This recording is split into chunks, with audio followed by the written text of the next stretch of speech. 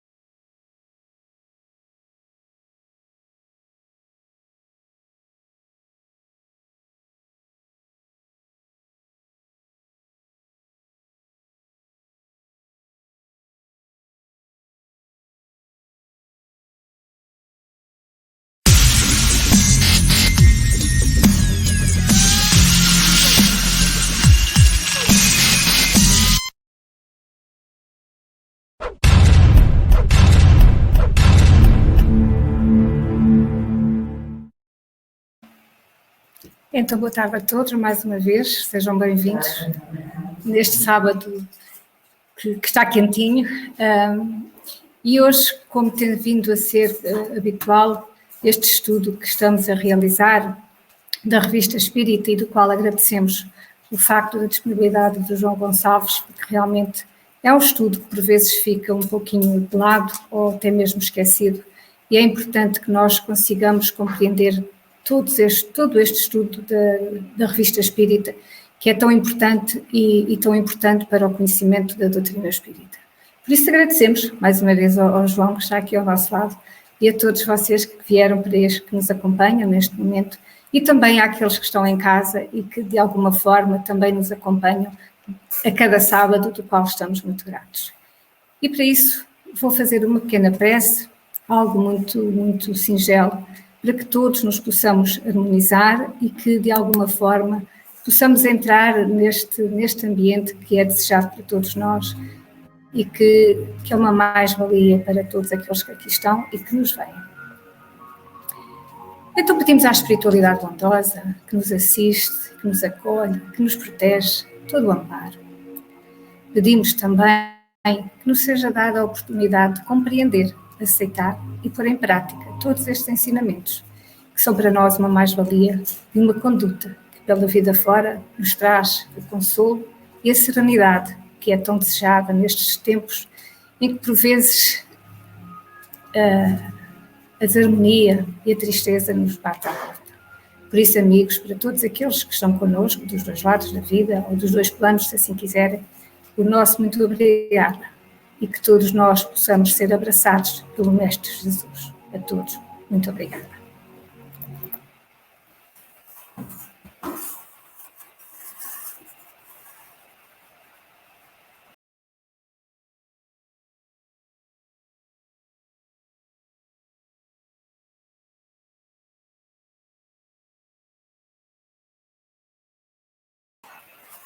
Ora, boa tarde, queridos amigos, boa tarde a todos.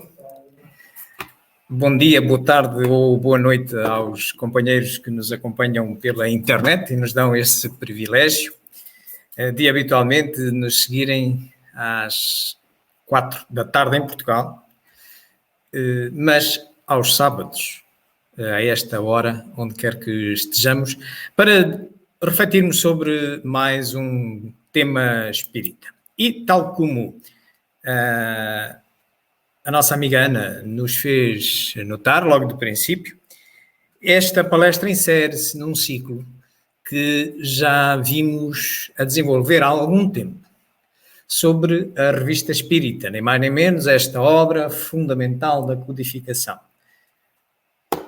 espírita, que infelizmente não tem sido muito lida, mas ela tem o foro de ser a coluna central da codificação. E já vamos demonstrar ou recapitular porquê. Esta obra é considerada fundamental na codificação espírita pelo próprio Kardec.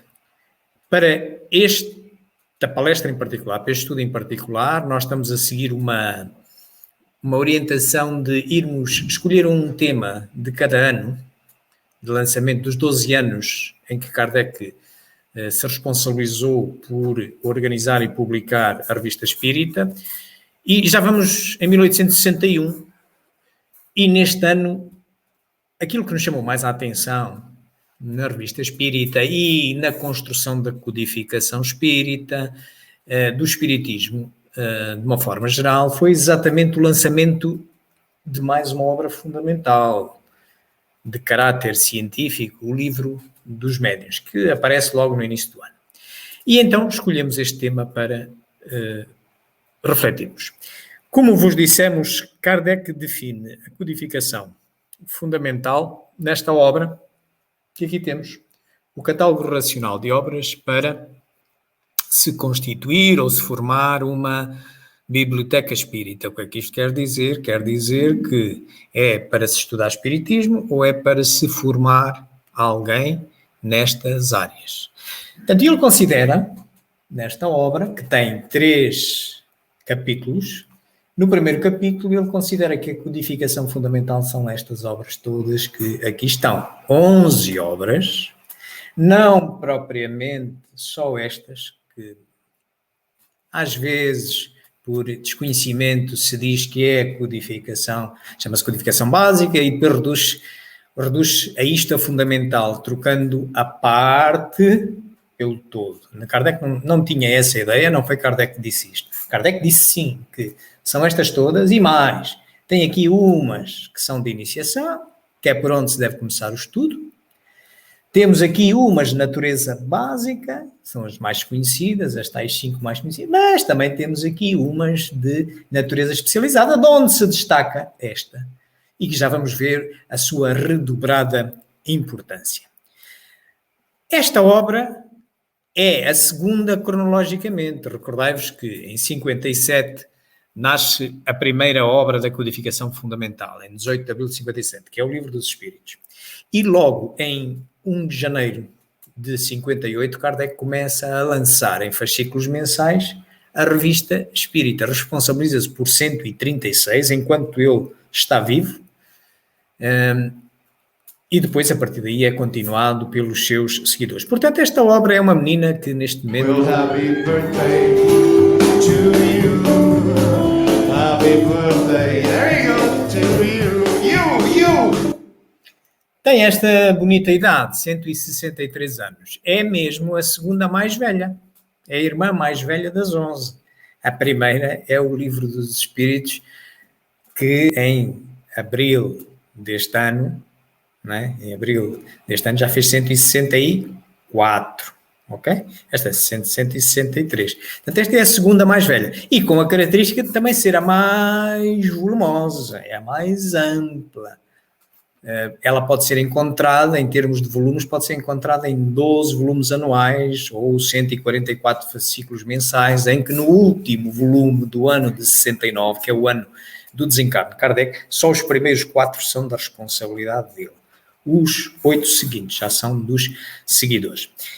Vamos rapidamente rever as características desta obra, porque é que Kardec a começa a levantar, e então depois vamos para a estrutura dela, vamos localizar o ano de 61 em particular, vamos ali escolher o tema que já vos dissemos, que é o Livro dos Médiuns, perceber a ambiência, porquê do Livro dos Médiuns, as alterações que houve, etc., que características tem. E essa será, digamos que, a segunda parte da nossa palestra. Começando aqui pelo porquê.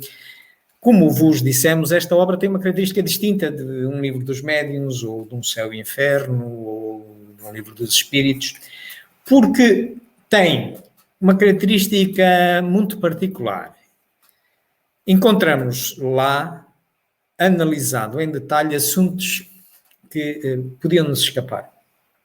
Por outro lado, encontramos lá ligações entre diversos assuntos. E encontramos assuntos que vêm mais tarde a ser refletidos em alguma das 11 obras seguintes. Também é usada esta obra como um diário de bordo de Kardec. das cogitações que ele tem, das dúvidas que ele tem, os relatórios da Sociedade Parisiense de Estudos Espíritas, a correspondência que tratava com outras pessoas que se interessavam pelo espiritismo ao lado do mundo. Portanto, é uma natureza diferente. Não é só de um assunto, é ampla, de todos os assuntos, é uma espécie de um rascunho para outras obras, é um revisitar de conclusões que ele vai tirando, é um repositório de opiniões que ele vai mudando, e Kardec vai mudando de opinião, não é por acaso que ele revê todas as obras da codificação, é só começar pelo Livro dos Espíritos 16 vezes, portanto ele vai mudando de opinião, não é? E o Livro dos Médiuns, vamos ver que são 11 vezes. Portanto, este é o caráter desta obra. Como vos disse, ela é a segunda, depois do Livro dos Espíritos. Quando é lançado o Livro dos Espíritos, Kardec vive aqui nesta rua. Salve seja, esta é uma rua atual, é a Rua dos Mártires 8, hoje em dia. Ele vivia aqui, nesta porta, que aqui está, esta porta número 8, tem um corredorzinho, vai lá para dentro, dá para um pátio interno, e era uma casa que dá para esse pátio. Ele não tinha janelas aqui para a rua. Vivia aqui quando se interessou pelo Espiritismo, quando lançou o Livro dos Espíritos e quando lançou esta obra. Esta localização da casa dele, temos aqui Paris, isto aqui é o Rio Sena, aqui é a ilha de Notre Dame, onde está aquela catedral que ardeu há dias, não é? Já vai uns dias longos, meses. E ele vivia aqui assim. É relativamente perto, andar a pé não é muito longe, mas em Paris, na altura, não havia metro nem autocarro, portanto, todos os dias fazer 2 ou 3 destas piscinas, a pessoa cansava-se. Portanto, ele vivia ali. E para construir a codificação baseada no controle universal do ensino dos espíritos, ele não se contentava com o que lhe dissesse um espírito através de um médium, ele precisava sempre de andar a saltitar e a ir visitar outros médiuns, evocar o mesmo espírito, evocar outro espírito e tal, e tirar conclusões.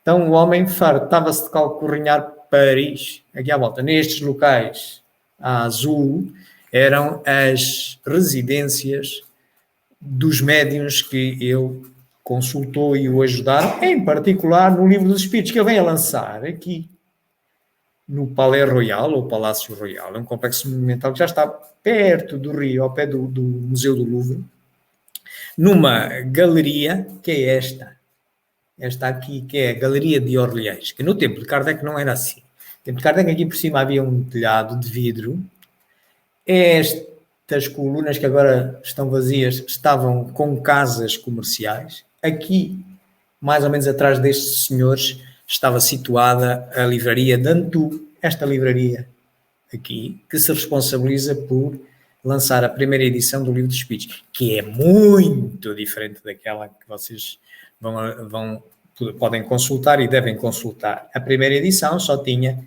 3 partes, 501 perguntas, e nós falamos disto na nossa última palestra deste ciclo, há menos de um mês atrás. Falamos na segunda edição, que é aquela que faz uma grande alteração das 16 do Livro dos Espíritos.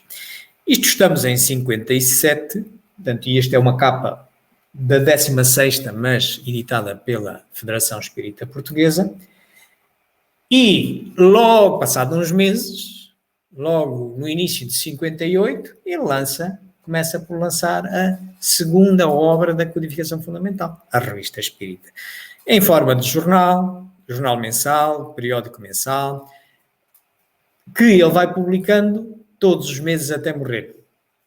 E para conveniência, ele organiza ao final de cada ano, conveniência de quem estuda espiritismo e quer localizar melhor os artigos, ele ao final de cada ano junta os 12 fascículos mensais e compõe um volume anual. Daí que nós podemos encontrar 136 fascículos mensais, que vão de janeiro de 58 a abril de 69.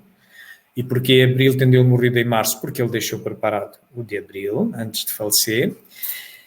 Ou então 12 volumes, mas o último volume, o volume de 1869, já não foi ele que o organizou, mas os 4 primeiros meses são dele. Ora bem, é esta obra que nós estamos agora a estudar. Portanto, quando esta obra vai para ser lançada, o que é que existia dessas 11? Só existia isto. Só existia o Livro dos Espíritos. Depois é que vem aparecer tudo isto, cronologicamente. Portanto, ele começa num Livro dos Espíritos, uma básica, depois vai logo para uma especializada, estão a ver? Depois, sem necessidade de vir para uma de iniciação. As pessoas queriam iniciar com uma coisa mais simples do que aqueles catrapazes todos aqui atrás. Depois vai para o Livro dos Médiuns, que é esta que hoje vamos estudar e olhar para ela em termos de como é que foi organizado. Depois volta a fazer outra de iniciação, estão a ver? Depois outra desta natureza especializada, Viagem Espírito 62. Depois volta a uma básica. Depois mais uma de iniciação, a última de iniciação. Aliás, por onde se deve começar a estudar o Espiritismo. Depois mais duas básicas e, por fim, mais uma desta natureza. Portanto, isto, se agora agrupássemos por afinidades, daria, e dentro delas cronologicamente, daria 3 de iniciação, 5 básicas, 3 especializadas, entre as quais a doutrina espírita. Nós já temos falado disto várias vezes, mas particularmente para o pessoal que nos acompanha pela internet, que nunca tenha ouvido, rapidamente recapitulemos. Perante uma doutrina destas, que até tem obras de iniciação e tem depois mais 2 conjuntos com esta natureza, como é que a gente deve começar por estudá-las? Ora bem, bom é de ver que se é uma doutrina com obras de iniciação, elas nasceram para isso, não é? Para se iniciar. Ok? Muito bem. E como tem 3, o que cabe perguntar é, e agora? Por onde é que eu começo? Bom, o que é que manda o bom senso? O bom senso manda começar sempre pela mais recente para a mais antiga. Porquê? Porque qualquer pessoa sabe mais no final da vida sobre um assunto que andou toda a vida a estudar do que quando começou a estudar, certo? É só por isso. Mas depois também ainda há um outro critério. Então, se disserem assim, olha, tens aqui um livro de iniciação assim, e tens aqui outro, qual é que vocês escolhiam? Eu escolhia nitidamente este. E depois, se me apetecesse, então ia a este. Né? Portanto, começar do mais simples para o mais completo. Ora bem, pondo estes 2 critérios em ação, é assim. Sobre as obras de iniciação, é assim. Portanto, devemos começar pelo resumo da Lei dos Fenómenos Espíritas, a mais recente, porque é de 64. Simultaneamente, é a mais simples. Só tem 42 parágrafos na 4ª edição dela. Lê-se 5, 10 minutos. Aconselho-vos a ler. Passar depois para 1862 para o Espiritismo, a sua expressão mais simples, portanto, seria a mais antiga a seguir, que já tem também mais parágrafos, tem 60, em vez de 42 tem 60, um bocadinho maiorzinho. E por fim, então ir ao que é o Espiritismo, que é a mais antiga de todas, aparece no ano a seguir à Revista Espírita, é a 3ª da codificação a aparecer. Mas que, se vocês hoje forem aí, tem 180 páginas. É isto com isto, estão a ver? Naturalmente, esta seria a lógica do início dos estudos. Não é começar nem pelo Livro dos Espíritos, nem pelo Evangelho, nem por outra obra. Kardec dá-nos o mote, ok? E ele, depois, a respeito disto, ele até vai escrever na obra que nós vamos falar hoje, no Livro dos Médiuns. O Livro dos Médiuns tem uma introdução e tem 2 partes. Uma, noções preliminares, e outra, manifestações espíritas. Nas noções preliminares, no capítulo 3 do método, ele explica como estudar o Espiritismo. E reparem, estamos em 61. O que é que existia em 61? Olha, existia o Livro dos Espíritos, existia o que é o Espiritismo. Das de iniciação só existia esta. Existia a Revista Espírita.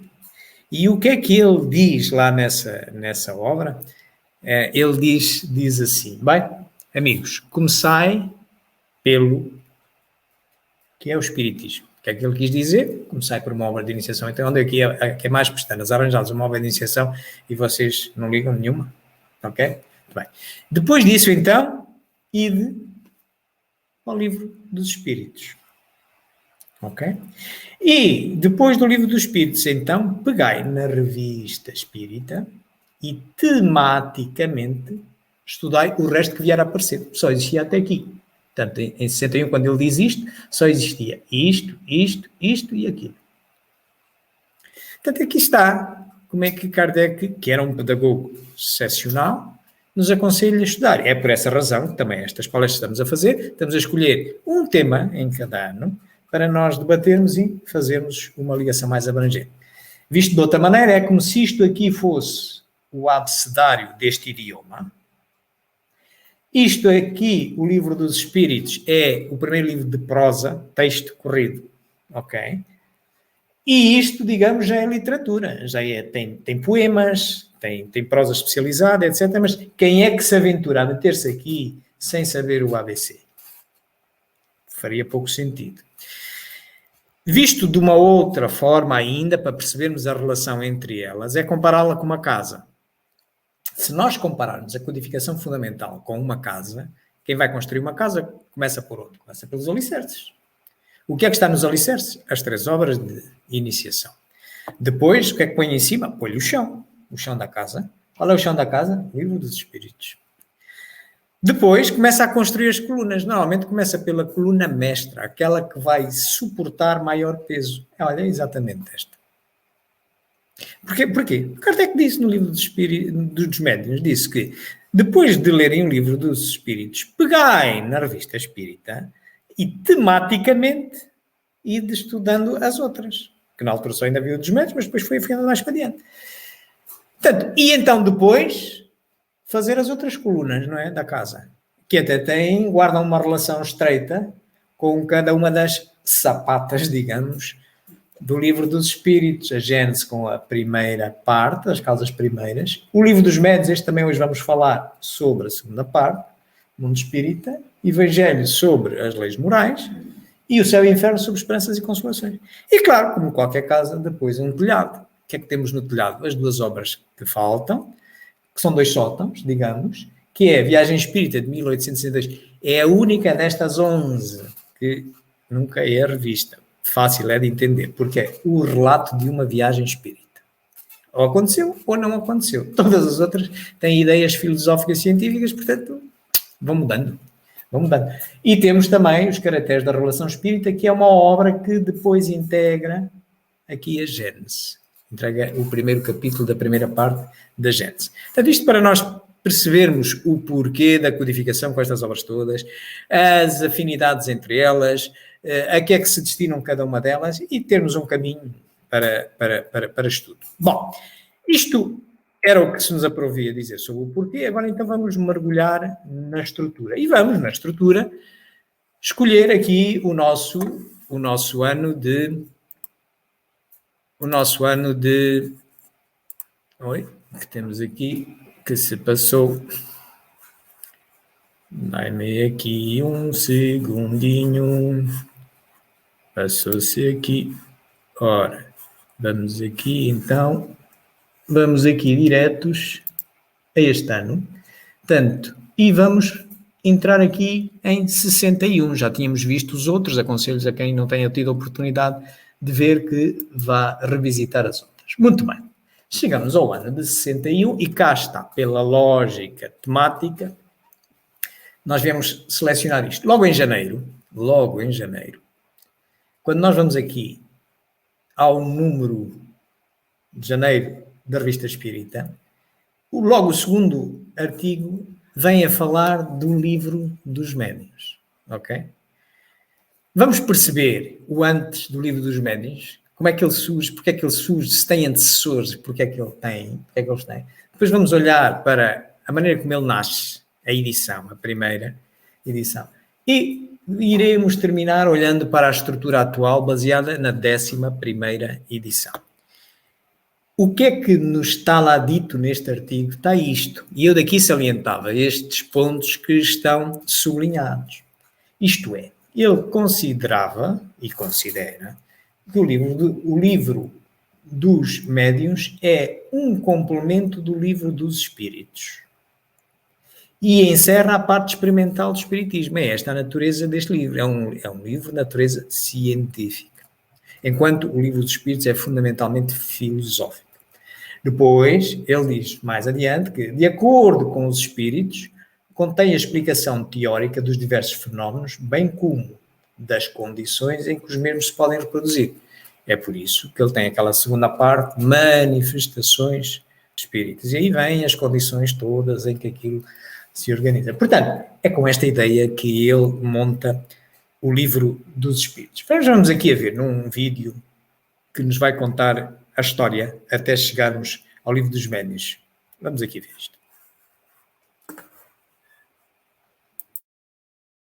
Desde que o mundo espiritual vem sendo desvelado e a mediunidade é o instrumento pelo qual se pode chegar a essa realidade, afinal, o que são os médiuns? Quais são as maneiras mais hábeis para evitar-se equívocos e, ao mesmo tempo, terá perigo o exercício da mediunidade? Para poder atender a essas muitas interrogações, Allan Kardec publicou um guia prático. Era uma espécie de manual didático, pois ele era um grande educador, para orientar médios e investigadores em torno de um fenômeno totalmente inusitado, totalmente desconhecido. É claro que a mediunidade sempre esteve presente em toda a historiografia da humanidade. Porém, vestida de mitos, de tradições, caracterizada por superstições, por cerimoniais, como mistérios dos santuários antigos ou como psicopatologias das doutrinas psiquiátricas nascentes no século XIX. Allan Kardec, então, vitimado pelas interrogações inúmeras a respeito de como se trabalhar a mediunidade, resolveu republicar o seu guia prático. Ampliou, aformoseou, retirou determinados glossários que estavam incompletos e ampliou para que se pudesse ter uma ideia da terminologia espírita. Mas a obra ficou tão expressiva que na Revista Espírita de janeiro de 1861, ele tem a ocasião de anunciar que entre os dias 5 e 10 do referido mês estaria sendo publicado o Livro dos Médiuns. Veio a lume a mais notável obra de paranormologia humana. O Livro dos Médiuns, como Allan Kardec esclarece, é um guia, é um modelo e, ao mesmo tempo, é um estudo de tudo quanto diz respeito à fenomenologia paranormal da criatura humana. Ora, é isto o que se nos apraz também sublinhar em termos de características essenciais deste livro e o porquê. Portanto, ele surge assim, mas repararam que há realmente uma história detrás dele, uma história que vai envolver um outro livro. É este. Kardec, este livro não consta da codificação fundamental, pela simples razão que é substituído pelo Livro dos Médiuns. Mas, realmente, este é o segundo livro importante, que não constante da codificação fundamental, é lançado por Kardec. É lançado logo em 58.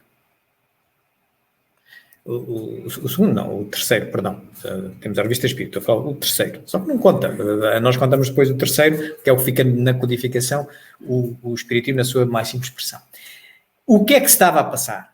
Kardec, com o lançamento do Livro dos Espíritos, começou a suscitar muita ansiedade nas pessoas a respeito das reuniões mediúnicas e como fazer, e lembram-se que em Paris, na altura, não havia cinema, mas havia as mesas, os cafés e as mesas girantes para um lado e para o outro. E a mediunidade tem os seus perigos. E Kardec sente-se na obrigação de arranjar esta brochurazinha, Instrução Prática para as Manifestações Espíritas, que vem lançar em 31 de julho de 58, tendo vindo a falar na Revista Espírita de 58 muitas vezes sobre este assunto. Por exemplo, a escala espírita vem aqui metida e vem depois vertida aqui, portanto, e nasce esta brochurazinha que tem aquela capa que nós vimos ali há pouco. Portanto, quem a quiser encontrar em formato de papel pode encontrá-la talvez com esta capa ou com outra. Não pertence à codificação fundamental porque vem a ser substituída pelo Livro dos Médiuns. Mas realmente foi a primeira orientação para o espiritismo prático. Porquê que Kardec naquele texto dizia que o Livro dos Médiuns era um complemento ao Livro dos Espíritos? Se nós formos aqui ao que é o espiritismo, já estamos a falar do ano a seguir, portanto, seria esta que é a terceira obra da codificação, mas antes desta foi aquelas manifestações espíritas, né? E se nós formos aqui ao que é o espiritismo, logo na primeira edição, nós vamos encontrar uma coisa muito engraçada, que é, Kardec também costumava utilizar as obras que ia publicando, no final fazia um apelo publicitário às que vinham de trás. E olhem que preciosidade esta. Nessa primeira edição desta obra de iniciação, lá no fim, diz assim, estamos a falar de 59, hein? Só existia a primeira edição do Livro dos Espíritos, com 3 partes. E ele diz que está à venda por 3 francos uma edição do Livro dos Espíritos que tem, não é 4, mas é 5 partes. Em que a 5ª parte é exatamente as instruções para as manifestações, aquela brochura pequena, esta aqui. Estão a ver porque é que Kardec, ele estava a construir uma doutrina, ele não sabia para onde é que ia chegar com isto, mas ele sentia que tinha que arranjar algo de prático.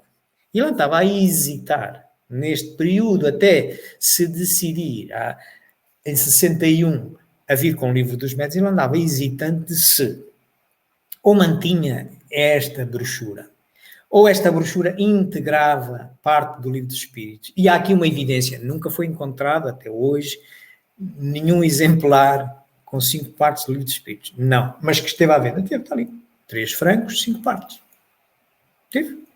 Pode ter sido uma coisa temporária, mas teve. Portanto, e ele vai amadurecendo esta ideia. Na segunda edição do Livro dos Espíritos, como vimos na palestra passada da sequência, ele aí remove essa 5ª parte e formalmente apresenta um novo Livro dos Espíritos apenas com 4 em vez de 5, nem 3 nem 5, com 4, que este tem hoje, 1018, e depois passa para 1019 perguntas, faz 2 reedições da segunda edição. Portanto, e passa-se o ano de 60, que é o ano da segunda edição e da terceira do Livro dos Espíritos. Ele ainda está com as manifestações dos Espíritos, mas já não aparece como uma parte do Livro dos Espíritos, o Livro das Manifestações. Portanto, ele vai fazendo a ideia dele que, não, eu vou publicar um Livro dos Médiuns que vem substituir as manifestações. E assim acontece que em 19 de janeiro de 61, mais propriamente, é a data da declaração de impressão, ele publica o Livro dos Médiuns. Tinha mais ou menos esta capa. É publicado, já estava a Sociedade Parisiense de Estudos Espíritas. Aqui, na passagem de Santana 59, começou por estar numa lateral do Palais Royal, onde ele tinha lançado o Livro dos Espíritos, depois mudou-se para a outra lateral e a terceira mudança em vida de Kardec é para aqui. Aliás, vem a morrer aqui. É aqui em cima, uma sala que está aqui por cima deste todo. Entra-se aqui, tem um corredor e umas escadas e vai-se por aqui. Era uma sala que aqui está. Portanto, e é estando aqui já a Sociedade Parisiense dos Espíritas que ele lança então o Livro dos Médiuns, que na primeira edição sai apenas com introdução, 2 partes e 34 capítulos. Hoje tem 36, se forem ver. E ele revê isto por 11 vezes. E, a partir dessa data, ele deixa de publicar esta brochura. Exatamente, porque vem substituir esta brochura. E vem autonomizar-se em relação ao Livro dos Espíritos. Aquela ideia que ele tinha de que tinha que arranjar alguma coisa experimental, só que não sabia se era um complemento ao Livro dos Espíritos metido no Livro dos Espíritos ou se era uma obra individual. Filiou obra individual, básica, e ela nasce assim, nasce com uma introdução, as divisões são as mesmas, os capítulos é que vão variando. Ela nasce com 34, já vão ver que vai ficar em 36, mas vai mudar coisas no meio. Por exemplo, o vocabulário espírita, se vocês forem agora a um da 11ª edição, temos aí, não está aqui, está lá no fim. Este vocabulário espírita era o das manifestações, tinha 200 vocábulos. Agora, o atual acho que tem 25, e está no final. Portanto, mas cá vinha. Portanto, havia aqui uma introdução, havia 6 capítulos aqui nesta primeira parte, e havia 28 capítulos na segunda parte das ditas manifestações espíritas.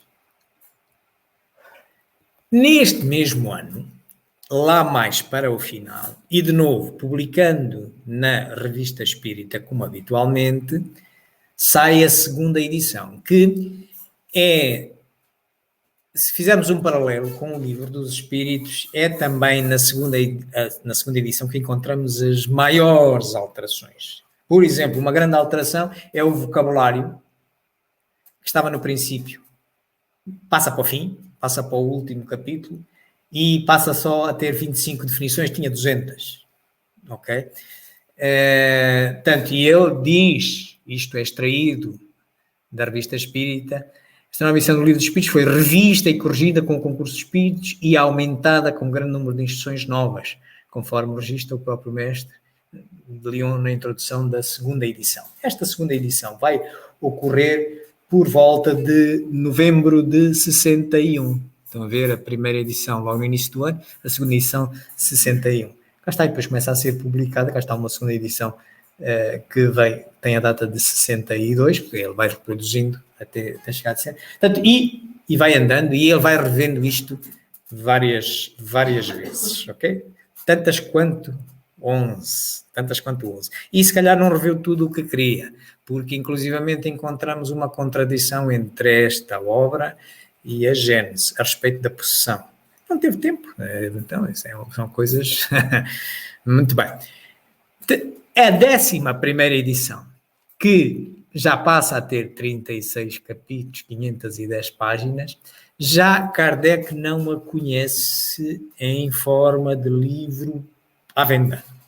Isto é, ele deixa preparado, é surpreendido pela morte, está na tipografia, e ela vem para fora, à venda, em 28 de agosto de 69, já a Sociedade Parisiense de Estudos Espíritas, a Livraria Espírita, a Revista Espírita, tinham mudado de lugar para aqui, que é a Rua de Lille 7.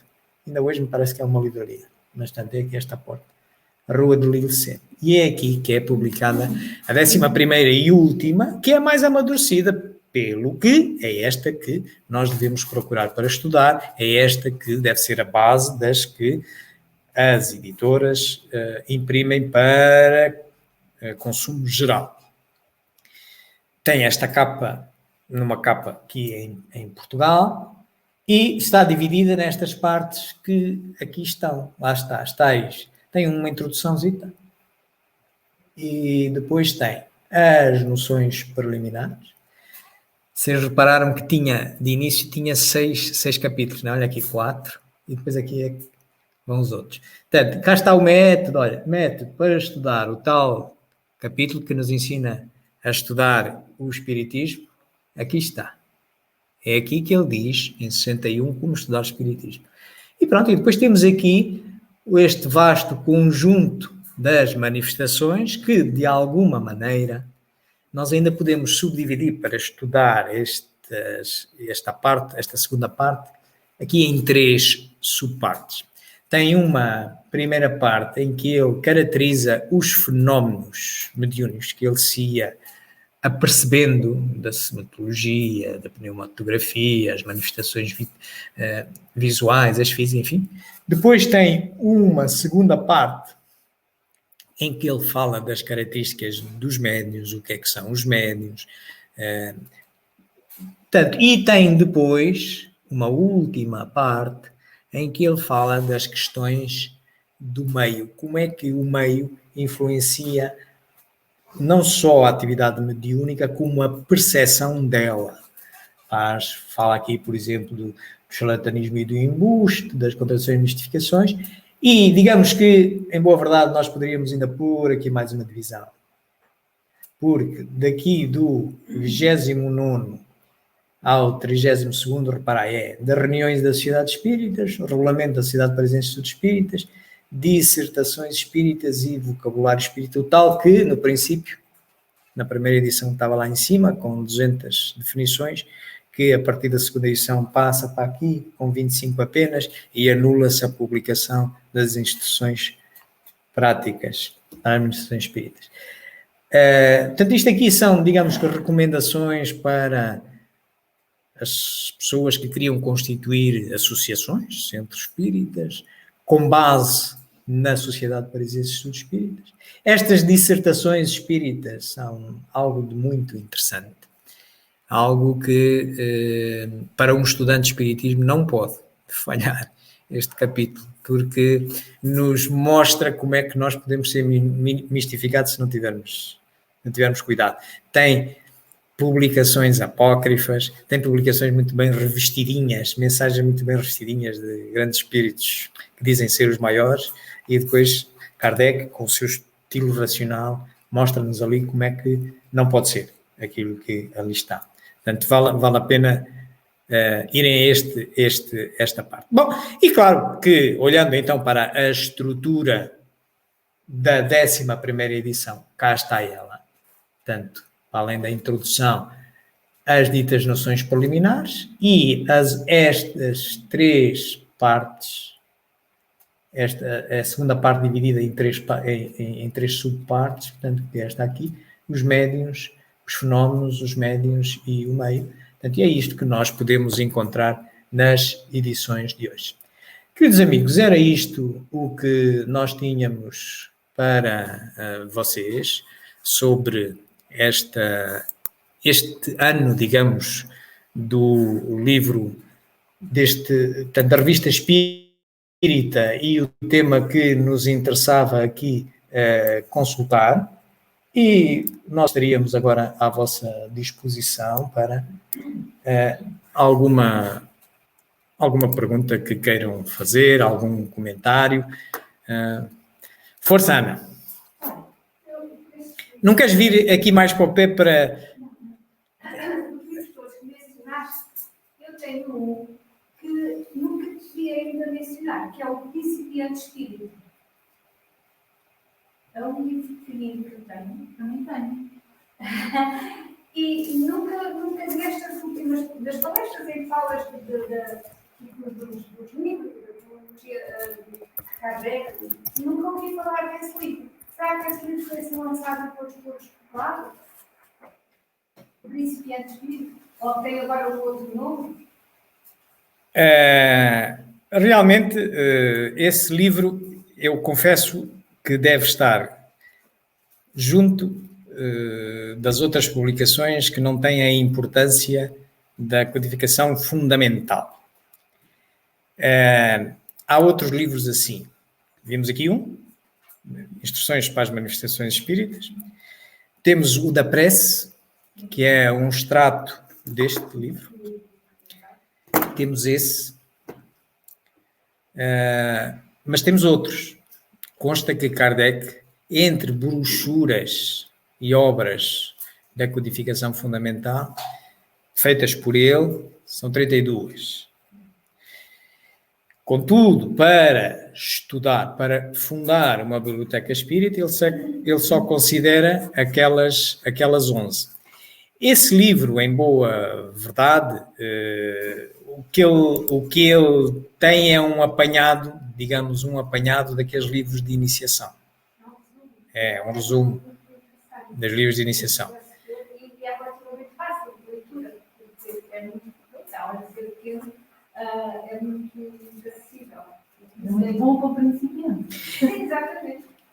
Mas eu aconselho-vos a irem ao resumo da Lei dos Fenómenos Espíritas. Querem uma coisa pequenina? Vão ao resumo da Lei dos Fenómenos Espíritas. E depois, então, já têm uma atitude crítica para avaliarem esse e os outros. Porque o próprio Kardec não era perfeito. Porque não era perfeito, ele teve que rever as suas obras todas, várias vezes. E, por algum motivo, ele não considerou nem as instruções, nem a prece, como fundamentais. Nem os outros, até aos 32, dos 11 aos 32. Eu também não sou um conhecedor aprofundado das 32 obras, não. Se conheço alguma coisa, estão nestas 11. Nestas concentro-me. Das outras 32, confesso, não as conhecer em profundidade. Vou conhecendo uma ou outra quando necessito de ir buscá-la para fazer alguma lição, como hoje fomos buscar esta das instruções práticas. Como vamos buscar, já falamos aqui na prece, mas que afinal está integrada aqui. por exemplo, há várias obras, também mesmo na codificação fundamental se verifica esta característica de Kardec, do ensino pelo sublinhar do que ele considera importante. Por exemplo, há duas obras que são refletidas noutras. O resumo da lei dos fenómenos espíritas começa por estar integralmente à disposição do público no mês de abril da Revista Espírita, mês de abril de 64, na Revista Espírita, um artigo com apenas 23 parágrafos. Logo no final desse mês, ele acha que aquilo é muito importante e, embora tenha vindo na Revista Espírita, ele decide tornar independente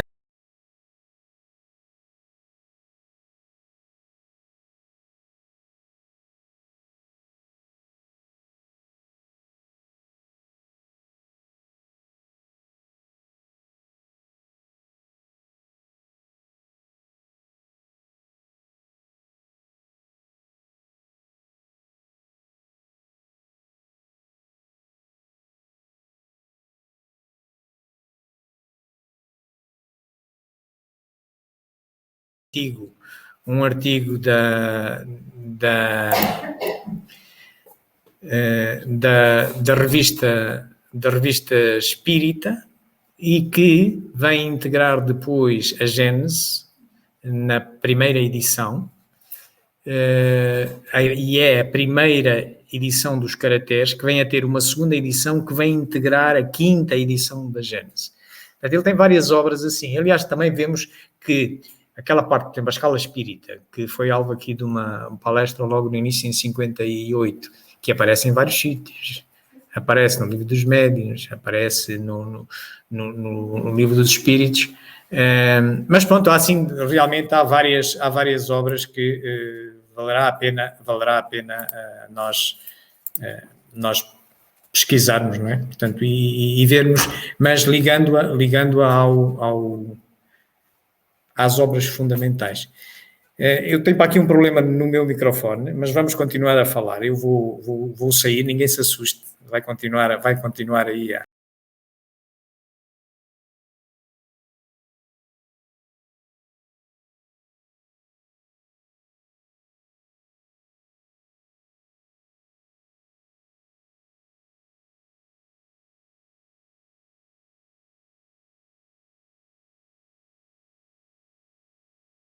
Vamos pôr-nos aqui a jeito. Pronto, já está. Já aparecemos. Não sei se ajudei, Ana. Não sei se ajudei. A minha recomendação é irmos às 11. Se essa é de iniciação, valia a pena revisitar-se, pelo menos ir à mais simples, ao resumo da lei dos fenómenos espíritas, e depois, eu acho, não tenho certeza, eu acho que é extrato dela. Acho que é feito entre a primeira, porque esse resumo da lei dos fenómenos espíritas acaba por sofrer 4 edições. É uma das obras que é revista póstumamente também, tal como os médiuns. A revista, isto é, publicada, ela é revista por Kardec, todas elas são revistas por Kardec, mas é publicada póstumamente. E na 4ª edição é que ela passa a ter os 42 capítulos. Já o tem antes, tem entre a 2ª e a 3ª, só que ainda não se localizou com certeza absoluta.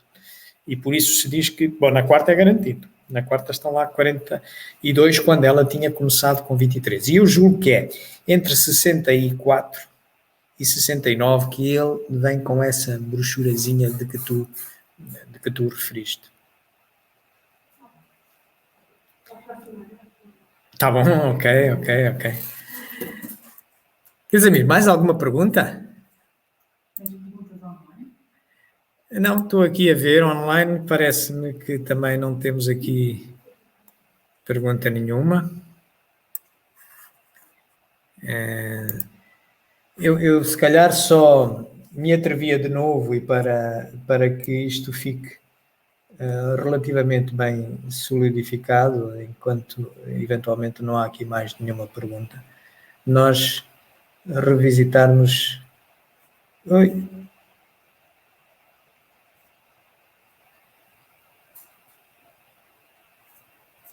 Onde é que está aqui a nossa... Vinde.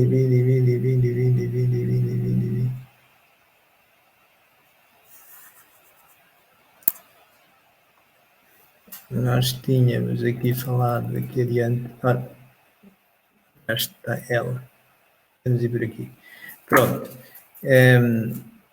Portanto, o que é codificação fundamental, considerado assim por Kardec, são estas, que são ou 11, em termos de títulos, 3, 6, 5, 11, ou 22, em termos de volumes, se considerar que esta pode ser encontrada em 12 volumes, 12 mais um volume por cada, mais 10 volumes, dá 22. Mas Kardec, tal como essa obra que Ana referiu, como a prece que sai desta obra, até 32 já se foi encontrado rastro. Contudo, neste catálogo, elas vêm todas referidas, mas na primeira parte vem apenas o que ele chama a codificação fundamental. Depois ele considera, num capítulo do meio, considera obras a favor, a fins do espiritismo. É a dita codificação complementar. E no final tem até um conjunto de obras que são obras contra o espiritismo.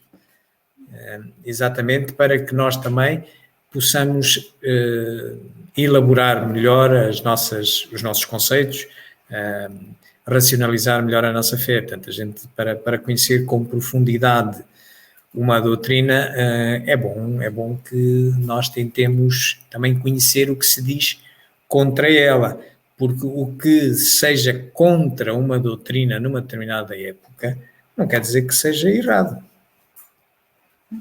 É outra verdade. Portanto, e nós devemos sempre escutar e depois raciocinar. Portanto, quem é que não muda de opinião? O Ricardo é que mudou. E sobre essas questões de mudar de opinião, há bocado disse assim en passant, que este livro apresenta uma contradição relativa com este. E com este. A respeito, portanto, entre Livro dos Médiuns, Gênesis e Revista Espírita de dezembro de 1863, tem uma contradiçãozita. Aparente. Digas aqui. Podes falar dessa... Sim, vamos então evoluir. Eu pensei que era uma pergunta sobre essa contradição. Essa contradição tem a ver... Então eu já termino e já passo. Essa contradição tem a ver exatamente com a possessão, o fenómeno da possessão. No Livro dos Médiuns, mesmo nas edições atuais, a 11ª, vocês vão lá encontrar que a possessão não existe. É apenas uma forma de subjugação. Mas isso era o que ele dizia em 61. Só que ele não teve tempo de andar sempre a mudar, e mesmo assim mudou 11 vezes, ok? Ele, quando chega a 63, aqui, na Revista Espírita, dezembro de 63, o caso da senhorita Júlia. E vão lá ver, está lá no início, vão lá ver, vão ler esse artigo. E Kardec diz, com a transparência e a humildade de um ser, com a grandeza dele. Bom, perante estes fenómenos que estamos aqui a observar, no caso da senhorita Júlia, em que havia um controle do corpo do médium, que claramente era do mais evidente, é mesmo uma posse, mas era por um espírito que não queria mal nenhum à menina, não, era um espírito que não estava mal intencionado, também não era um espírito elevado, mas não era mal intencionado, mas tinha um poder de controle daquele corpo, que isto é diferente da subjugação. Mas a diferença, ele depois diz assim, nós vamos ter que rever isto. Ele diz aqui nesta Revista Espírita de 58. E de tal maneira que ele vai amadurecendo estas ideias E quando chega aqui à Gênese, em 68, ele esclarece, no capítulo 48, esclarece isso completamente. E então, qual é que é as características de uma e da outra? Portanto, ele depois reconhece que existe realmente, dentro do fenómeno genérico da obsessão, existem 3 graus. A obsessão simples, a fascinação e a subjugação. E quando em 61 e antes, mesmo no livro dos Espíritos também vai dizendo isso, que a possessão não poderia ser, porque não havia esse grau de posse, portanto, quando muito era uma subjugação. Ele depois, em 68, a partir de 63 para 68, ele mudou de opinião e reconhece que existe afinal a possessão. Qual é a diferença entre a possessão e a subjugação que ele estabelece finalmente aqui, sem ter vindo a alterar o livro dos médiuns? É que a possessão pode ser feita por espíritos bem intencionados e mal intencionados, enquanto que a subjugação é só por mal intencionados. É esta a diferença. Exemplo, para quem já teve a oportunidade de ver Divaldo Franco, às vezes em uns congressos, por exemplo, no Congresso Mundial de Lisboa, o 8º Congresso, em que participou a Leonor também, Divaldo Franco aparece no final, o Bezerra de Menezes aparece a incorporar. E aquilo vê-se claramente que ele está possuído. Eu vou tentar mostrar-vos esse pequeno filme. Vamos ver se eu consigo aqui revisitar esse pequeno filme para vos mostrar. Ora, veja. Missionários do amor, deveríamos sair cantando.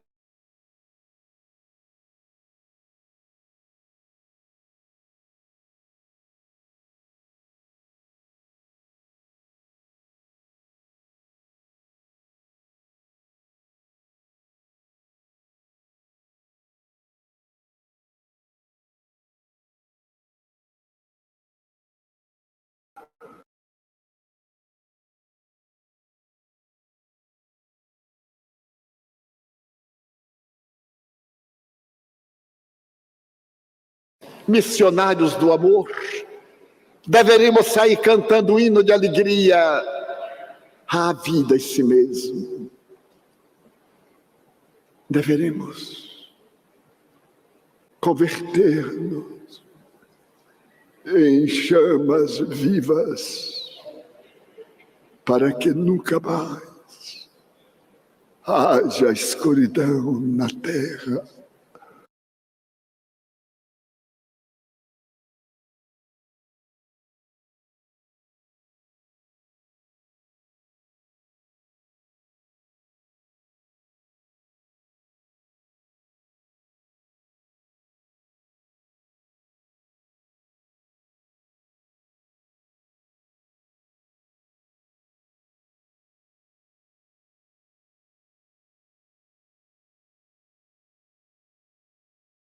Pode um espírito tomar temporariamente o invólucro corporal de uma pessoa viva, isto é, introduzir-se num corpo animado e obrar em lugar do outro que se acha encarnado neste corpo?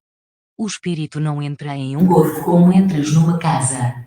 Identifica-se com o espírito encarnado, cujos defeitos e qualidades sejam os mesmos que os seus, a fim de obrar conjuntamente com ele.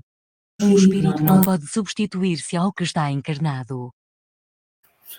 Portanto, Kardec, o que acabamos de ouvir, vem no Livro dos Espíritos, vinha na pergunta 198, na primeira edição, e vem agora na 473. Ele também não altera o Livro dos Espíritos. E quando chegamos ao Livro dos Médiuns, o que é que nós lá vemos? No Livro dos Médiuns ele vem dizer Entre os isto. escolhos que apresenta a prática do espiritismo, cumpre-se coloque na primeira linha a obsessão, isto é, o domínio que alguns espíritos logram adquirir sobre certas pessoas. Nunca é praticada senão pelos espíritos inferiores, que procuram dominar. A obsessão apresenta caracteres diversos, que é preciso distinguir. A palavra obsessão é, de certo modo, um termo genérico, pelo qual se designa esta espécie de fenômeno, cujas principais variedades são obsessão simples, a fascinação e a subjugação.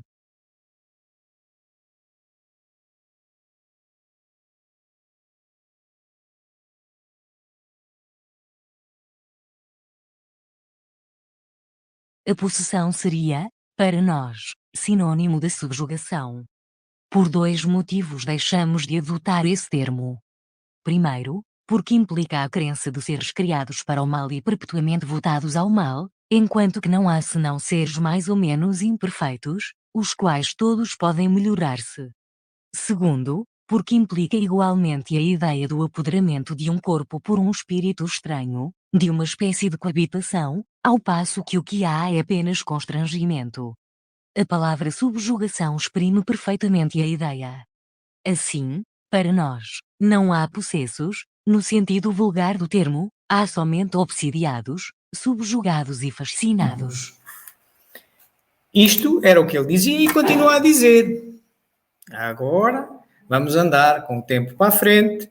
Dissemos que não havia possessos no sentido vulgar do termo, mas subjugados.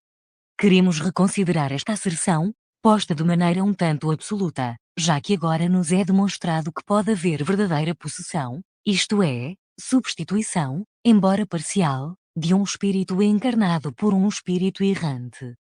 Eis um primeiro facto que o prova, apresentando o fenômeno em toda a sua simplicidade. Aqui a possessão é evidente e ressalta ainda melhor dos detalhes, cuja enumeração seria demasiado longa. Mas é uma possessão inocente e sem inconvenientes. Já o mesmo não ocorre quando se trata de um espírito maléfico e mal intencionado. Aqui está ele.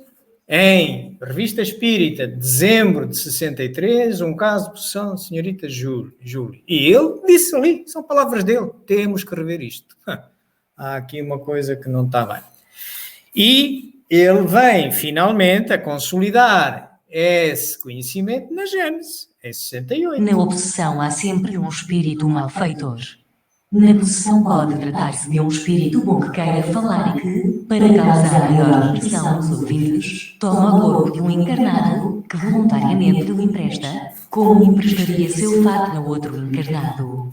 Isso se verifica sem qualquer perturbação ou incômodo, durante o tempo em que o espírito encarnado se acha em liberdade, como no estado de emancipação, conservando-se este último ao lado do seu substituto, para ouvi-lo. Aqui está, meus amigos. Estão a ver porque é que nós devemos primar por estudar as obras fundamentais, pelo menos todas, porque elas, entre si, refletem o mesmo que qualquer um de nós faz. Não podemos exigir de Kardec a perfeição de Deus, não a tem. O homem fez muito. Hoje... O importante é retirarmos do Exato. exemplo que ele deixou esta lição. Exatamente. Nenhum de nós é perfeito, por isso estamos todos em aprendizagem. E é muitas das vezes até de divergência de opiniões ou de formas de conseguirmos estudar ou de absorver aquilo que estudamos, mas dessas divergências, desde que as estudemos e que as discutamos no sentido de encontrar a luz, não é? De encontrar um melhor entendimento, é que muitas das vezes a informação vai progredindo, vai evoluindo. Senhor Joaquim, desculpe. Joaquim, desculpe. Queria muito explicar isto. Foi interessante esta questão desse. Mas havia uma parte que estava a explicar que Allan Kardec teve a ajuda dos espíritos para a elaboração dos livros ou para os encaixar. Ele seria um médium, ou ter alguma mediunidade, ou ter ajuda indireta de pessoas comigo. Ok. Para os nossos amigos na internet, a pergunta é se, tendo nós dito que Kardec coligiu toda esta obra da codificação com auxílio dos espíritos, é uma obra, digamos, a duas mãos, se bem que os espíritos somos todos nós, mas pronto, com os espíritos do lado de cá e espíritos do lado de lá, se ele de alguma forma era médium. Bom, diz-nos ele próprio, e até neste livro, que todos somos médios. No livro dos médios. Todos somos médios. E refere mais em outros livros também. Médios no sentido de que todos nós conseguimos aperceber-nos do mundo espiritual e ser influenciados e também às vezes influenciados. Pelo que conseguimos fazer esta ponte.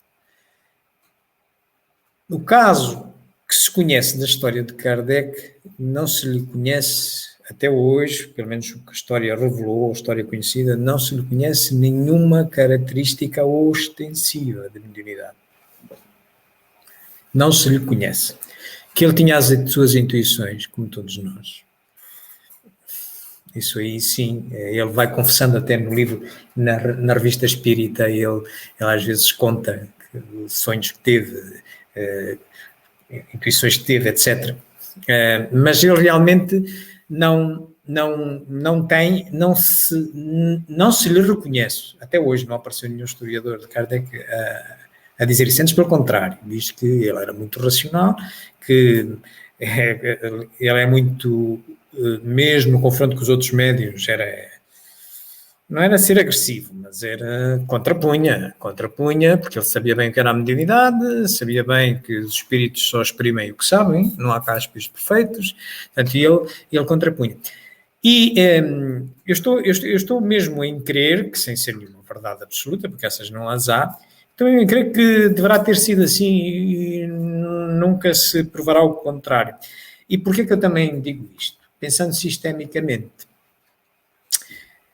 quando nós organizamos uma reunião mediúnica e nisso encontramos apontamentos aqui, por exemplo, lá para o final, como organizar reuniões, encontramos também aqui, e depois encontramos em muitas outras obras complementares, mesmo sem ser de Kardec, por exemplo, no projeto Manuel Filomeno Miranda, e nós temos uma palestra que já aqui fizemos, chamada O Decálogo de um Centro Espírita, e uma outra que é mesmo reuniões mediúnicas, em que abordamos esse assunto. E uma das características que nós abordamos é a organização da reunião mediúnica. E uma dos intervenientes na reunião mediúnica é o diretor da reunião mediúnica. E o diretor da reunião mediúnica, de preferência, não deve ser médium.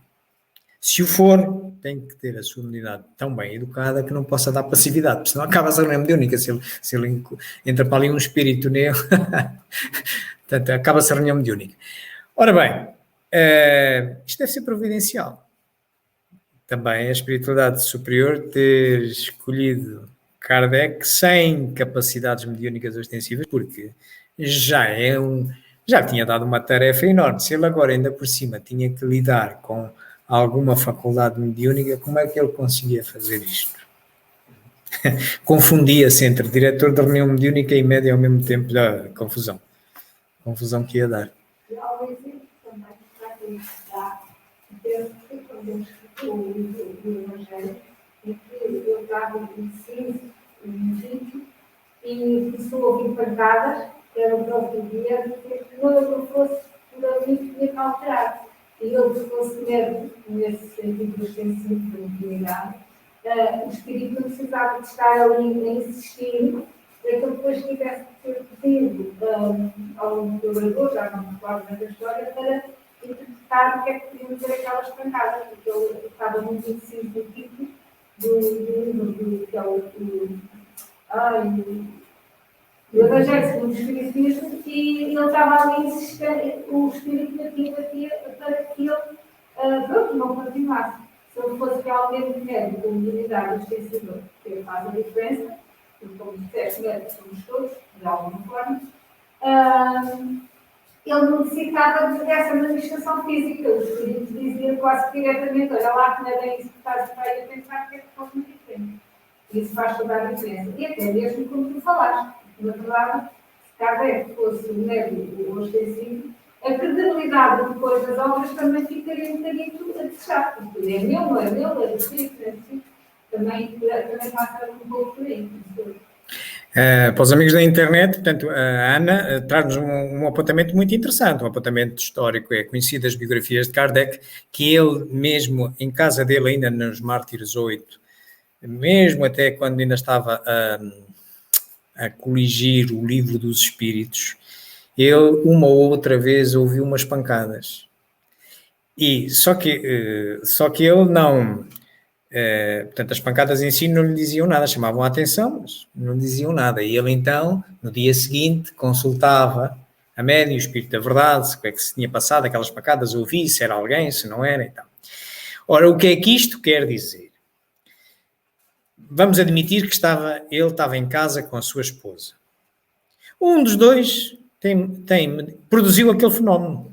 Um dos dois, porque depois o Espírito da Verdade lhe confirmou que sim, éramos nós, era para te chamar a atenção, não sei o quê e tal, é só para te chamar a atenção. Mas, então, espera aí, como é que atuou no mundo físico? Tem que ser através do meio, não é? Então, admitindo que só estavam os dois em casa, um deles emprestou os fluidos, ou ambos, os fluidos para se produzir aquilo. Mas isso é tão simples de entender quanto a transcomunicação instrumental. Qualquer um de vocês que tente obter vozes, no mínimo vozes, anómalas, com um gravador de um telemóvel, ou de fita, ou o que quiser, vai obter, é uma questão de tempo. É uma medida de efeitos físicos. Só que as energias são tão baixas, que estão envolvidas, que lá está a tal validação de todos sobre os médiuns, que é possível qualquer um de nós emprestar energia suficiente para imprimir um suporte magnético. Como a alguns de nós até é possível que bata aí num armário, uma coisa qualquer. Tudo bem. Mas realmente isto também que a Ana referiu, e que nós já tínhamos vindo a falar, de alguma maneira, teria sido, se calhar, não teríamos codificação como a conhecemos se Kardec tivesse mediunidade ostensiva. Ia ser posto em xeque.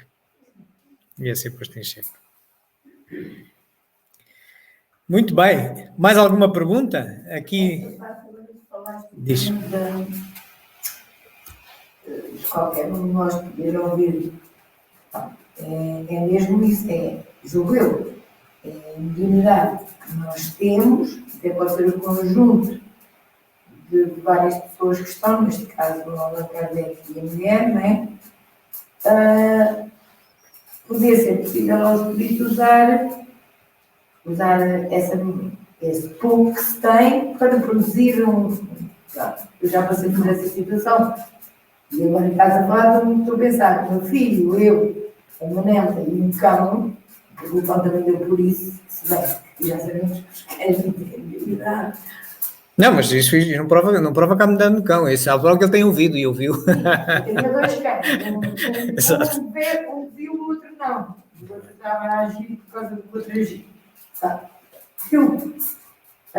E ninguém tem mediunidade ostensiva. E outras coisitas, né? Claro. Isso vai acontecendo, realmente é engraçado. Nem nunca tinha posto assim. Nem lembrava que para haver um efeito. Isso tem que ser. Uma situação dessa. Isso é um diagnóstico. Para haver um efeito, tinha que haver um empréstimo de qualquer. Não há milagres. Milagres não há. Para haver um efeito tem que haver uma causa. E quando essa causa se produz noutra dimensão, tem que haver um intermediário. E agora, voltando um bocadinho atrás, numa obsessão, não é? Em que a possessão não é a subjugação. Vamos lá. Queres falar da subjugação? A obsessão, hoje em dia, qual é que é a última palavra em termos doutrinários e que vem na Gênese? A obsessão em si tem 3 bolinhas lá dentro. Obsessão simples, fascinação e subjugação.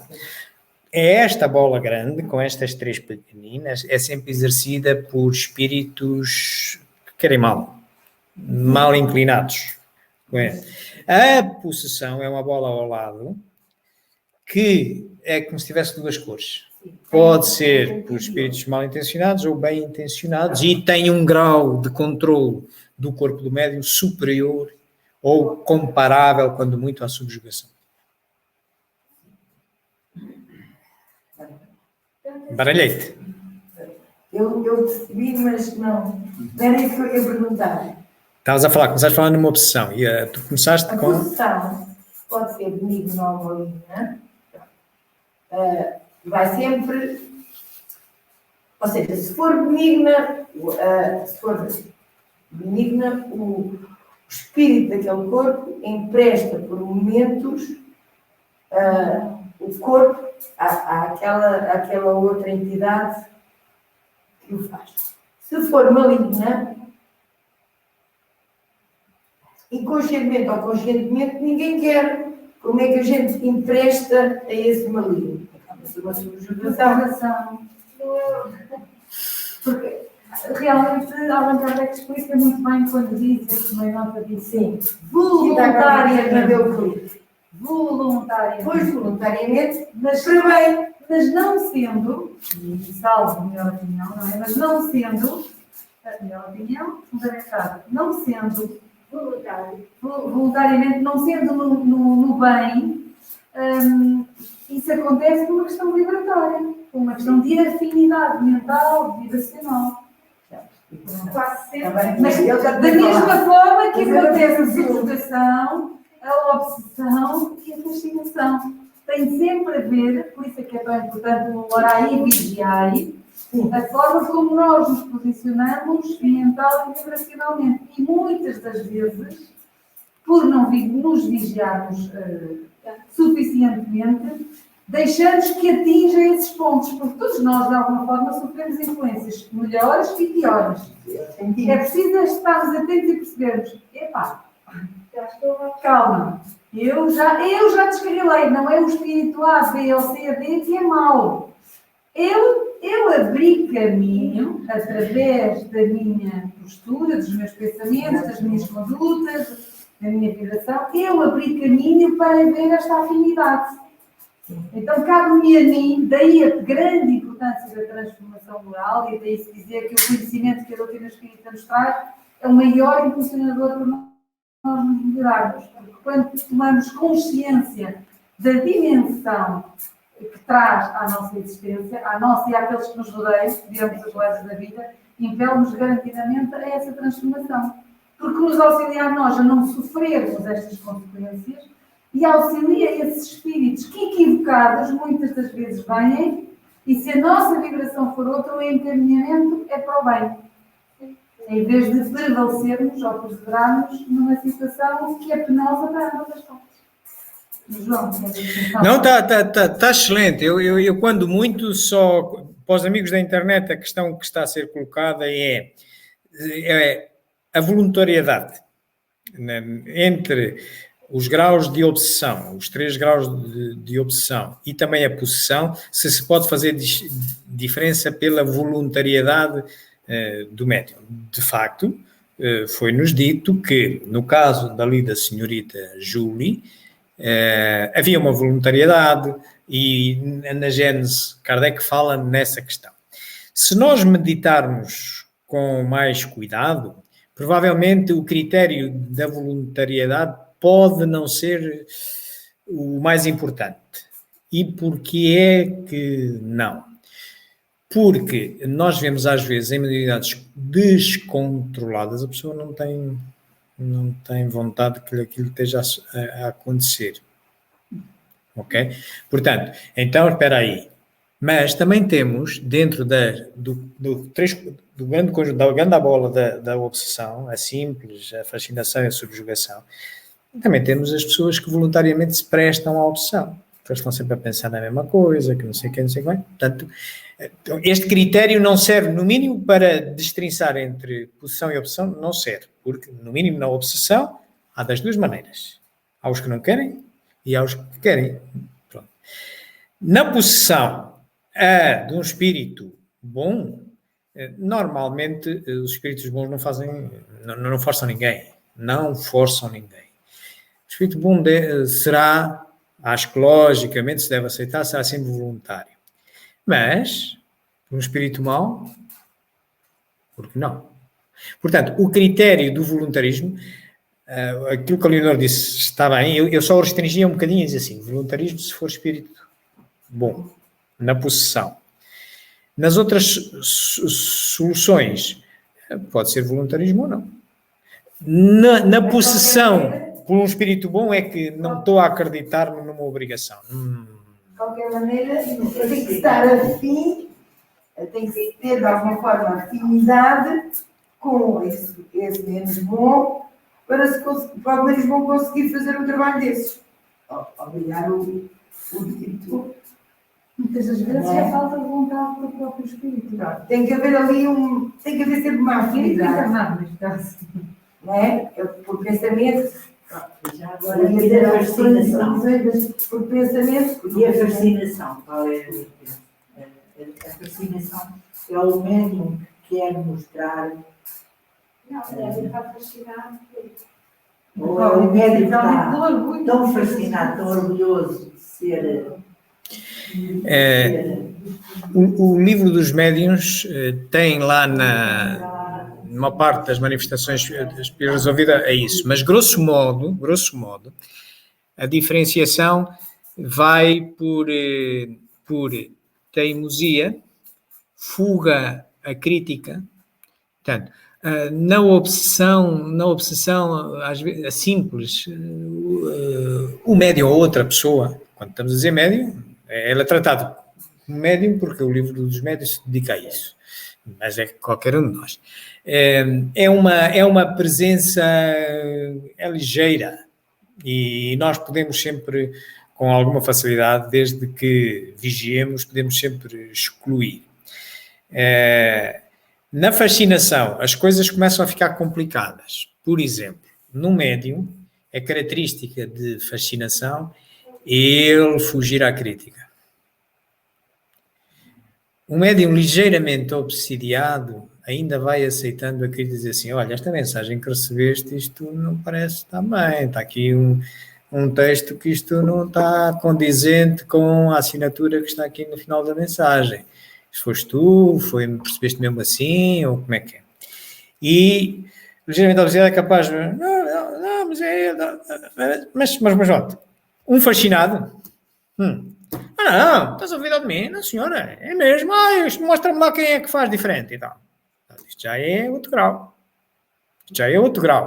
Portanto, começa a fugir da crítica e começa a procurar, por exemplo, não me dou bem neste centro, vou mudar de centro. Exatamente.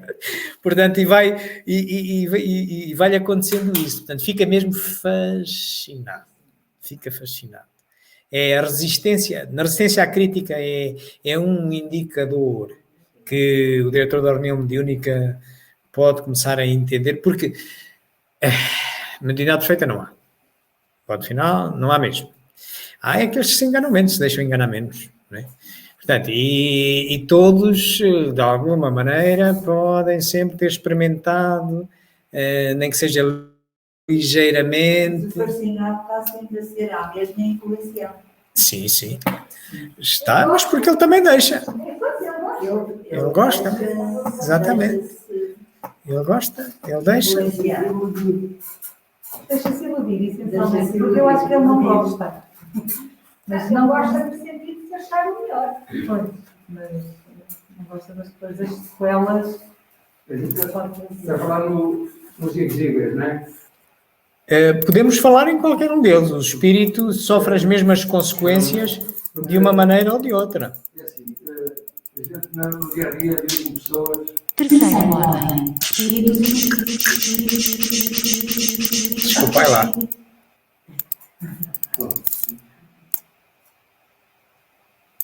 Eu queria só mostrar-vos, tanto aqui, quem quiser consultar melhor esta parte. Gostava de mostrar mais. Portanto, nós temos aqui, olha aqui este capítulo, estão a ver? 23 da obsessão, ok? Tem isto, e tem depois as diferenças, e uma destas diferenças é exatamente a fuga à crítica.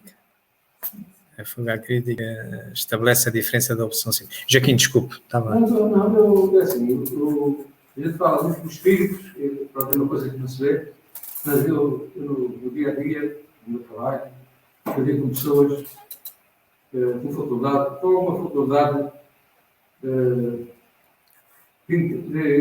intervir, está lá, como espírito. Então, porque o espírito encarnado em si, conhecendo os defeitos ou as propriedades da pessoa, consegue manipular. Pronto. A parte fraca da outra pode ser o meio de, portanto, é quando essa pessoa consegue humilhá-la, prejudicá-la, essas coisas. Estou a falar com um espírito encarnado. Um espírito encarnado é outro espírito encarnado. Mas isso acontece no dia a dia. E a gente olhamos só para os espíritos, não. Os espíritos encarnados influenciam as pessoas com nós lidamos no trabalho, principalmente. Juntam, fazem tudo. Eles manipulam completamente. Se a pessoa for frágil, uma pessoa, pronto, for influenciável. Mas isso acontece com muita frequência. Quando a gente lida, se colocar as pessoas. Lá, não tem que. A coisa vai. Mas isso é a dinâmica. É a dinâmica da vida. O espírito, esteja ele encarnado ou desencarnado, esse procedimento independe da situação em que ele está. Nós, nos encarnados, nós estamos aqui a conversar e podemos mudar, um de nós pode mudar de opinião em função do que o outro nos está a dizer, se lhe achar lógica. Há uma influência recíproca. Portanto, se eu, quando estou cá com os meus botões, também posso estar a conversar aqui com os meus amigos e se calhar também mudo de opinião e às vezes aparece uma ideia que eu não estava à espera e tal. A lógica é a mesma, influenciamos-nos independentemente de termos ou não corpo. Com o corpo até às vezes se torna mais difícil, não é? Mais difícil. Porque sem corpo é mais fácil, tem menos uma coisa para vencer, não é? Nós não conseguimos, sei lá, se estivermos separados, ainda tem aquele dito que é longe da vista, longe do coração. E tem alguma coisa de verdade. Não é? Portanto, o facto de estarmos enfiados aqui dentro desta carapaça, que está muito dependente de contacto sensorial, longe da vista, longe do coração. Agora, se o nosso anjo da guarda, esse não está nem longe da vista nem do coração, anda connosco. E basta nós invocarmos um amigo que esteja na espiritualidade, ele está connosco. Portanto, porque não tem que vencer esse obstáculo. Mas, no fundo, tudo aquilo que temos estado aqui a falar e que o Sr. Joaquim agora está a dizer, isto é uma aprendizagem que nos serve para a vida, encarnada e desencarnada. Cada um de nós vai ter as suas próprias experiências, obviamente, e umas aprendizagens mais com a dor, outras por aquilo que vê nos outros, mas sem dúvida nenhuma E se hoje já não o fizemos, não é? Já fizemos no passado. Desta vida não tem que qualquer. Já fomos aos olhos de alguém, já. Deus não. Portanto, obrigada, João, mais uma vez. De nada. Isto agora está a brincar. Quando tu dizes uma pergunta, o problema é que ela resolve. Ótimo, ainda bem que está a funcionar esta forma que estamos a escolher. Na próxima vamos para 1862. Já veremos o que é que lá há. Até lá, se quiserem revisitar pelo menos estes artigos. Em 62, vamos aqui ver. Aqui esta coisa vai nos contar qual vai ser o tema. Ora, estamos aqui. Esta era aqui. Em 62 vamos falar de duas coisinhas interessantes. O Espiritismo na sua expressão mais simples, aquela obra de iniciação. Aquela segunda, deve-se começar pelo resumo da Lei dos Sons Espíritos, que é a mais nova e a mais pequenina, depois passar para esta. E vamos também falar, na Viagem Espírita de 1962, que é muito importante para se entender as orientações gerais da organização do movimento espírita. Diz? Setembro, alguns. Data? Em setembro, eu depois digo. É, para aí, é. Mas é setembro. É setembro, é. É. Bom, poderia ir ver, mas é setembro. Agosto não é, agosto não É é. porque todos nós temos que estudar a viagem. Então pronto, então olha, se quiserem ir adiantando serviço, olha, na outra a seguir, sabem qual é o que é que nos vai sair? Fizemos, falamos nele. Esta história aqui da possessão, da subjugação e não sei o que mais, em 63 vamos mergulhar em dezembro de 63. Em 64, olha, vamos visitar estas duas obras, até saem no mesmo mês, o resumo da lei dos fenómenos espíritas e o Evangelho segundo o Espiritismo. Em 65 vamos visitar o céu e o inferno. Em 66, vamos ver coisas muito interessantes. Hã? Temos de cá a 4 de setembro. 4 de setembro, esta parte aqui. Em 66 vamos fazer um artigo muito interessante, tem a ver com a consolidação do Espiritismo, mas tem a ver também com a parte científica do Espiritismo. Em 67 vamos puxar ali aquela obra que nasce aqui, em 67, que depois vamos revisitá-la a seguir e a sua ligação com a Gênese em 68. E depois passamos para 69, depois de 69 vos direi o que a gente vai fazer. Mas já cá está tudo bem. Pronto, é por aqui que vai o caminho das pedras. Portanto, quem quiser começar a estudar, pode estudar à vontade, começar já a adiantar. Mas eu já ficava muito satisfeito se vocês lessem aquelas 3 obras iniciais. Que alegria vocês me davam. Que grande alegria vocês me davam. Resumo da lei dos fenómenos espíritas, espiritismo na sua mais simples expressão. E o que é o espiritismo? Eu até já me contentava só com aquelas 2 primeiras. Já me contentava. E falo sério porque... Está, todos eles. Todos eles estão. E se precisares, tens uma pena, eu até te dou, tenho aqui no meu computador. Todos eles estão. E tens uma palestra sobre isso. Não sei se já fizemos aqui, mas se não, também te digo aqui o link, onde espiritismo na sua expressão mais simples. É? Então, pronto. Põe-te aí, até te ponho as 11 obras da codificação, também te descarrego para aí, sem problema nenhum. Muito bem. Então, vamos indo, encerrando aqui o nosso estudo. Pronto, mais uma vez eu vos agradeci este momento, foi um momento muito interessante, de troca de opiniões. A gente aprende bastante assim, eu aprendo, pelo menos ouvindo estas opiniões, e espero que de alguma forma também possa ter ajudado, pelo menos a pôr-vos a refletir sobre as mesmas inquietudes que a mim me afetam. Agradecemos. Peço que seja audível aí, nós é que agradecemos, não só a todos aqueles que aqui estão presentes connosco, a todos os que nos acompanham pela internet e a ti por teres aceito este repto deste estudo que está a ser fantástico. Está a ser fantástico. Aliás, estava pouco, porque um ano da Revista Espírita não se faz numa palestra, não é? É óbvio. Mas já é muito, muito, muito bom para a nossa... Também para alertar, não é? Para uma obra que é tão importante e todos estes links com todas as obras, está a ser muito, muito bom. Obrigada, João. De nada. Esta é a coluna, estão-se a lembrar do edifício? Esta é a coluna central do edifício. E não é por acaso que a Kardec, em 61, no Livro dos Médiuns, diz mesmo, lá, pegai na Revista Espírita. É por isto, é exatamente por isto. Vocês veem que, nem que seja com um artigo que a gente pegue desta obra, a volta que a gente não consegue dar à doutrina toda, sem ter que ir especializadamente a uma, a outra. Portanto, é esta a característica desta obra e que vale a pena.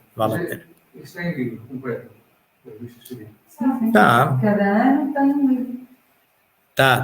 Existe muitos mais anos do que viveu Kardec, mas no tempo de Kardec, que é aquilo que Kardec considerou como sendo integrante da codificação fundamental, são 136 fascículos, desde janeiro de 58 até abril de 69. Mas, como ele depois ia metendo 12 fascículos num volume anual, também nem volumes anuais são 12, mas atenção, o último, o de 69, só os 4 primeiros meses é que são dele.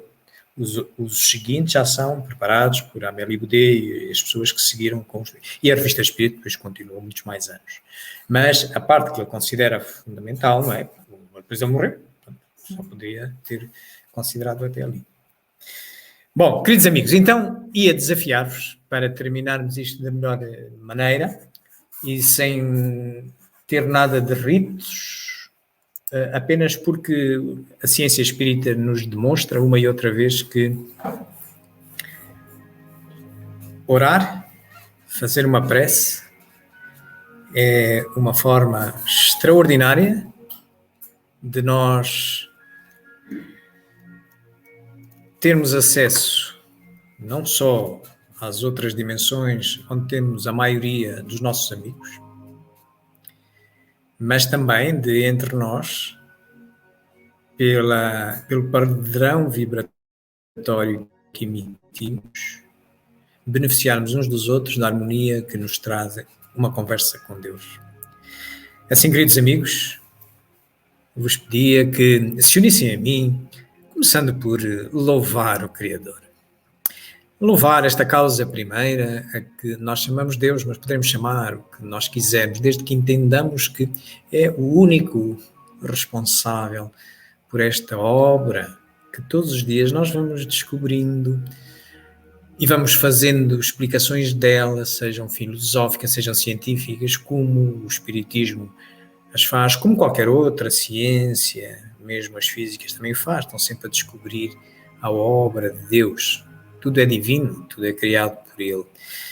E, dada esta variedade, esta complexidade, esta criatividade, digamos assim, que a gente sempre que descobre algo da obra de Deus, dá-se o caso que quanto mais sabemos, mais descobrimos que há para saber. E isto é uma característica inigualável. Louvado sejas, Senhor, por essa tua capacidade expressa na autoria de uma obra com vos queremos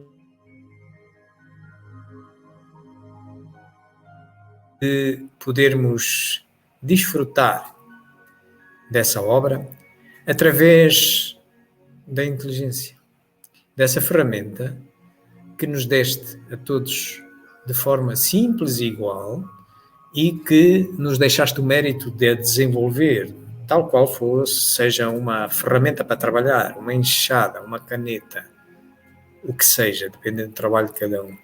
Mas que somos responsáveis por a pôr a trabalhar para recebermos em troca uma melhor compreensão do que tu és e, ao mesmo tempo, progredirmos na nossa perfeição. Muito obrigado, Senhor, pela dádiva da inteligência. Por fim, Senhor, vos queremos pedir que neste processo de utilizarmos esta nossa ferramenta, esta nossa enxada, esta nossa caneta, porque nos obriga a ir contra a ociosidade, que em muitos de nós é no mínimo uma ligeira obsessão, e que nos leva àqueles que se deixam fascinar por esse estado de preguiça, a um imobilismo atroz, que se aparentemente parece que estamos bem porque não estamos a fazer nada, nem sequer a ter que pensar em problemas mais complexos, como seja compreender-nos, julgando que temos o suficiente com o que sabemos para seguir na vida, tem um efeito perverso que a gente dá conta a seguir, nomeadamente quando enfrentamos uma pandemia geral. Como é o caso agora, em que aquele que nunca se apercebeu porque é que as pandemias gerais existem, porque é que Deus, sendo tão misericordioso e bom, havia de permitir que seus filhos enfrentassem uma pandemia.